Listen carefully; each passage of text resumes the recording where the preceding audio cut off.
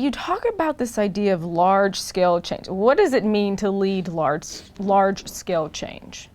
Yeah, the size here, I mean, look, the principles in here would apply to anything.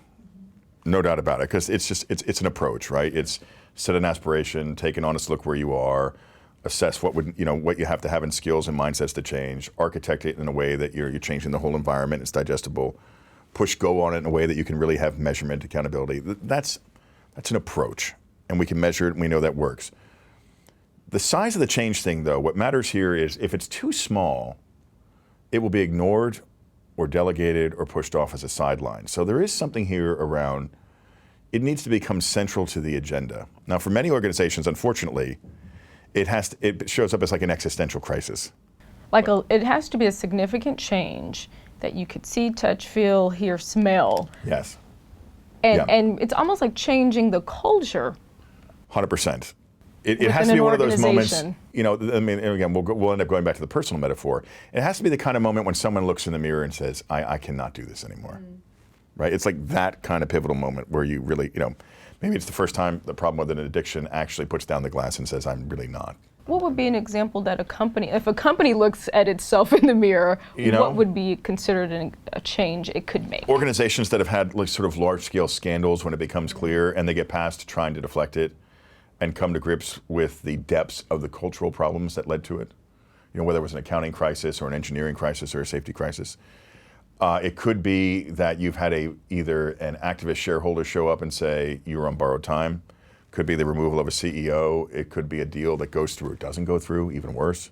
The kind of thing that says the shareholders will no longer accept what we have. And then you have a decision to make, because the positioning of the need for the change can be put in one of two ways. Now, it could be in crisis basis, and there's always don't let a crisis go to waste.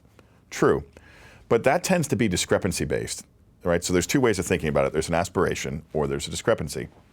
We go out of our way in the book to say, talk aspiration first. If I were to say to you, close your eyes and think about the most exciting time you've ever had at work. As you're thinking about it, you will smile. You'll literally have a physiological response to that excitement.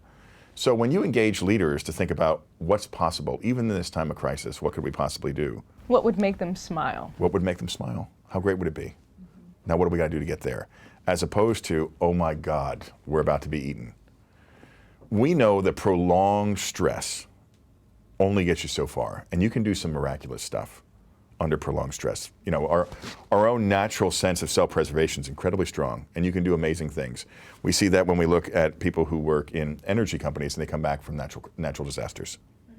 Can't do that forever, right? And so one of the damaging things about doing the discrepancy model, and we've had 20 years of advice from people in roles like mine saying, well, you have to create a burning platform. Really, that's the only way. Telling people that everything around them is on fire. Right? And so we've had, 2-3 generations of leaders who think the only way they get people to pay attention is to tell them that everything is going to hell. We would argue it's something different. But the scale, the delta from where you are to where you're going needs to be big enough that people go, I can't grin and bear this.